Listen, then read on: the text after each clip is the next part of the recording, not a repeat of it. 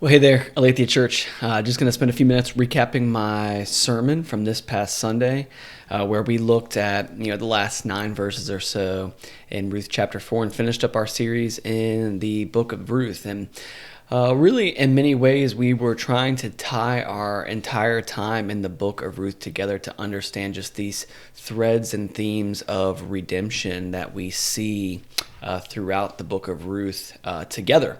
That we wanted to see really what God was trying to teach us and show us about suffering, but also his nature, his character, and his heart for redeeming and saving lost and broken things. And so we spent the first little bit of our time just kind of talking about how God had redeemed a number of people throughout this story, and that this kind of culminated in the birth of this little boy named Obed, how he had redeemed Ruth, how he had redeemed Boaz in many ways. It's something that's often overlooked and not talked about when we study the book of Ruth. But then he also had in many ways redeemed Naomi in her life. And we see that especially with the blessing that the women of Bethlehem pronounce upon her after the birth of her grandson. And we talked about the beauty of how each person in that story kind of responded to the suffering and the difficulty of their life in different ways.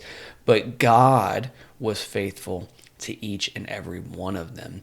And that's important for us to see and understand, because oftentimes we will discuss or even believe that our obedience will play a major role in whether God will bless us and redeem us or not. And that's simply not the case, right? What we see in the book of Ruth is that redemption happens because God chooses and wills for it to happen.